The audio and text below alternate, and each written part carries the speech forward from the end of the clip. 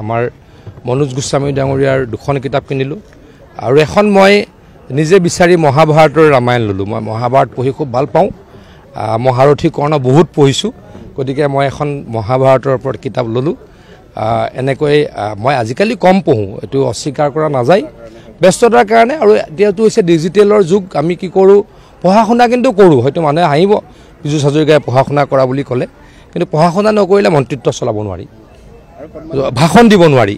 গতিকে আমি বেলেগকৈ পঢ়া শুনা কৰোঁ, গতিকে কিতাপ পঢ়াৰ সংখ্যাটো কমিছে, কিন্তু অস্বীকাৰ নকৰোঁ। কিন্তু মোবাইলতে বা আমি আইপেডত আৰ্টিকুল পঢ়োঁ, কিবা পঢ়োঁ, কিন্তু পঢ়িবই লাগিব। জ্ঞানী হ'বলৈ নহয়, জানিবলৈ পঢ়িব লাগিব। আমি জ্ঞানীৰ আমি সংজ্ঞাত নপঢ়োঁ, কিন্তু ভাষণ দিবলৈ যদি অলপ ডেটা নাথাকে তেতিয়া কি হয়, ভাষণটো কি হ'ব, গতানুগতিক হৈ যাব আৰু মানুহে গতানুগতিক নেতাক আৰু অংশগ্ৰহণ নকৰে। গতিকে ক'ৰবাত নহয় ক'ৰবাত পঢ়িবই লাগিব। অলপ আগত মই অসমৰ মিডিয়া জগতৰ যিসকল বিশিষ্ট সাংবাদিক, বিশেষকৈ এডিটৰসকলৰ লগত বহিছিলোঁ কিবা এটা সৰু কথাত। তেখেতলোকেও মোক ক'লে যে এইখন ইয়াতে হ'ব লাগে, গ্ৰন্থমেলাখন ইয়াতে পাৰ্কিঙৰ অৱস্থা ভাল আৰু কমিউনিকেশ্যনৰ অৱস্থা ভাল। ঠিক সেইটো শুনি আহিছিলোঁ, পাব্লিচাৰসকলেও এইটোৱে ক'লে। মই মাননীয় মুখ্যমন্ত্ৰী ডাঙৰীয়াক অনুৰোধ জনাম ভৱিষ্যতে যাতে আমাৰ গ্ৰন্থমেলাখন ইয়াতেই হয়। আৰু এটা কথা শুনি অত্যন্ত ভাল লাগিল, যোৱাবাৰ 5 কোটি টকাৰ কিতাপ বিক্ৰী হৈছিল, এতিয়া আৰু 3 দিন হ'বলৈ আছে আৰু আগতকৈ 2 দিন কম হ'ব।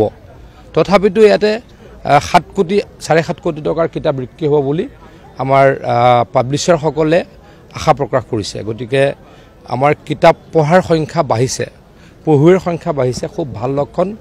নপঢ়িলে আমি কি হ'ল, জ্ঞানী হ'ব নোৱাৰোঁ। নপঢ়িলে আমি কথা নাজানো, কথা নাজানোতে আমাক কি কৰে, আমাক অজ্ঞানতাৰ ফালে লৈ যায় আৰু আমি নিজৰ দৈনন্দিন জীৱনতো কি হওঁ, আমি সফল নহওঁ। গতিকে সফল হ'বলৈ পঢ়িবই লাগিব। কোনোবাই পলিটিক্স কৰিব, বেলেগকৈ পঢ়িব, কোনোবা ডক্টৰ হ'ব, বেলেগকৈ পঢ়িব, কোনোবা কবি হ'ব, তেওঁ বেলেগকৈ পঢ়িব, কোনোবা সাংবাদিক হ'ব, তেখেতে বেলেগকৈ পঢ়িব। মুঠৰ ওপৰত পঢ়িবই লাগিব, খেতিয়কেও পঢ়িব লাগিব। গতিকে পঢ়িবলৈ কি লাগিব, কিতাপ লাগিব। আজিকালি ডিজিটেলৰ যুগত কিতাপৰ বিক্ৰী বাঢ়িছে, সেইটো ভাল চিন। অসমৰ মানুহে কিতাপ আদৰি লোৱাটো আমাৰ জাতিটোৰ কাৰণে ভাল লক্ষণ। আৰু কিতাপ পঢ়িবলৈ অনুৰোধ জনাইছোঁ সকলোকে। মই কেইবাখনো কিনিছোঁ। মই এখন অলপ আগত মোক কোনোবা এজন ব্যক্তিয়ে